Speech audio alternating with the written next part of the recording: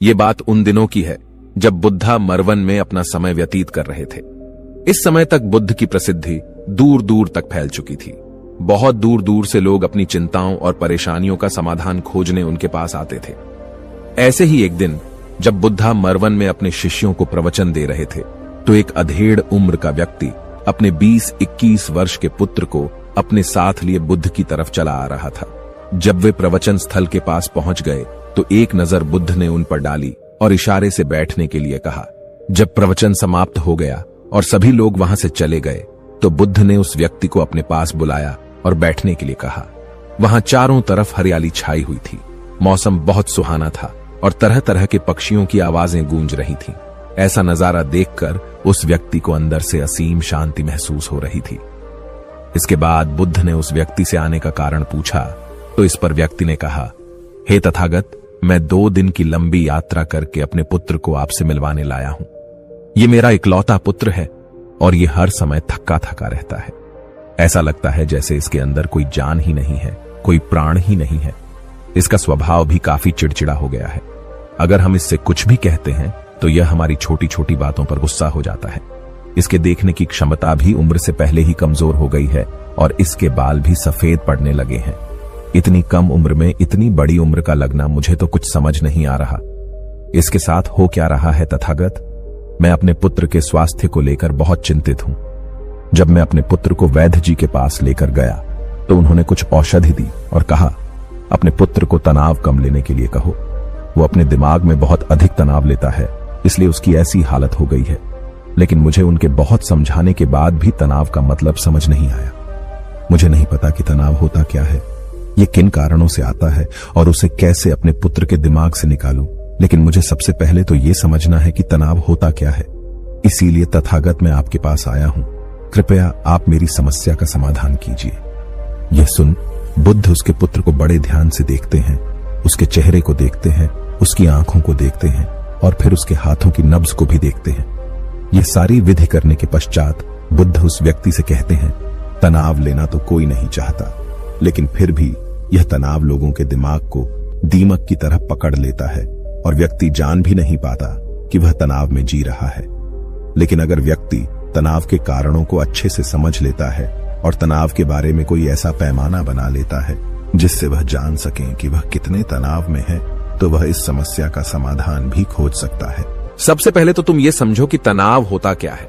जब भी कोई व्यक्ति कोई काम कर रहा होता है लेकिन उसका मन कहीं दूर भटक रहा होता है, कल्पनाओं में होता है, तो उसके शरीर और मन के बीच एक दूरी पैदा हो जाती है। यह दूरी जितनी अधिक होगी, व्यक्ति उतनी ही ज्यादा बेहोशी की अवस्था में होता है और शरीर व मन के बीच की इसी दूरी, इसी खिंचाव को तनाव कहा जाता है। आखिर कोई पसंदीदा खेल खेलने के बाद व्यक्ति चुस्ती और प्रसन्नता से क्यों भर जाता है, जबकि उसने तो अपने शरीर को थकाया है। लेकिन समझने वाली बात यह है कि खेलते समय मन और शरीर एक साथ पूरी तरह से उस खेल में केंद्रित होते हैं, जिससे शरीर और मन के बीच दूरी पैदा नहीं होती और कोई तनाव पैदा नहीं होता। और अगर दिमाग में कोई तनाव था भी तो वो भी दूर हो जाता है। लेकिन इसके विपरीत जब हम कोई ऐसा काम करते हैं जो हमें पसंद नहीं है, तो हमारा शरीर तो उस काम को कर रहा होता है, लेकिन हमारा मन कहीं दूर कल्पनाओं में भटक रहा होता है, जिससे शरीर और मन के बीच एक दूरी पैदा हो जाती है और तनाव जन्म ले लेता है। इसीलिए व्यक्ति को एक समय पर सिर्फ एक ही काम करना चाहिए और अपने तन और मन की सारी शक्ति उसी एक काम पर लगा देनी चाहिए, जिससे व्यक्ति के अंदर तनाव पैदा ही ना हो।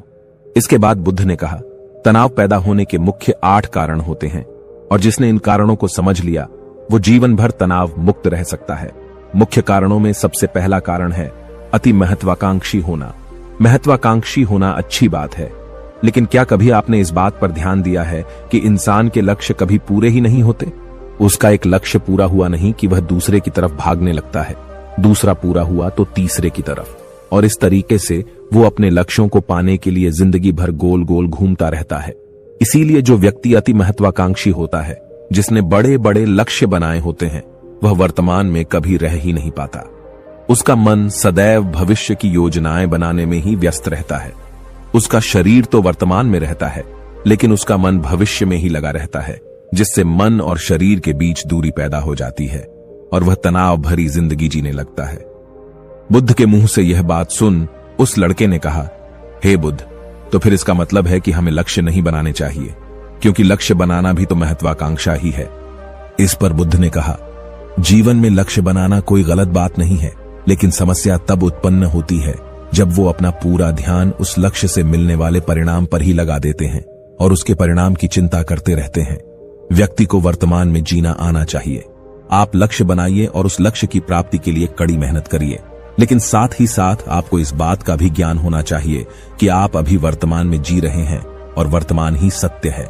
बुद्ध ने आगे कहा, तनाव का दूसरा सबसे बड़ा कारण है ईर्ष्या। जब व्यक्ति ईर्ष्या और जलन से भर जाता है तो उसका मन अंदर से सड़ने लगता है। ईर्ष्या एक आंतरिक घाव है।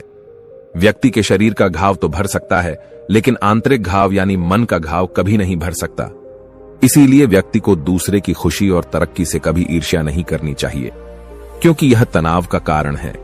इसके बाद बुद्ध ने तनाव का अगला कारण बताते हुए कहा कि नापसंद काम करने से भी मन में तनाव पैदा होता है। जो काम करना हमें पसंद ही नहीं है, जिस काम में हमारी रुचि ही नहीं है, उस काम में हमारा मन लग ही नहीं पाएगा। हमारा शरीर तो वहीं बैठा रहेगा, लेकिन हमारा मन कल्पनाओं की उड़ान भरेगा, जिससे शरीर और मन के बीच दूरी पैदा हो जाती है और व्यक्ति तनावग्रस्त हो जाता है। इसीलिए इंसान को हमेशा अपनी रुचि के अनुसार ही कार्य करना चाहिए। अगर व्यक्ति ने यह पता कर लिया कि उसे कौन सा काम करना पसंद है और वो उसी काम को अपने जीवन का लक्ष्य बना लेता है, तो फिर वो काम उसके लिए काम नहीं बल्कि खेल बन जाता है। फिर बुद्ध ने कहा, तनाव का चौथा कारण होता है किसी दूसरे से अपेक्षाएं रखना। बुद्ध ने उस व्यक्ति की ओर इशारा करते हुए कहा, एक पिता होने के नाते तुम्हारी अपने पुत्र से बहुत सी अपेक्षाएं होंगी कि तुम्हारा पुत्र एक बहुत ही कामयाब इंसान बने, तुम्हारा नाम रोशन करे, जैसा तुम चाहते हो उस तरह का जीवन जिए, तुम्हारी हर बात माने।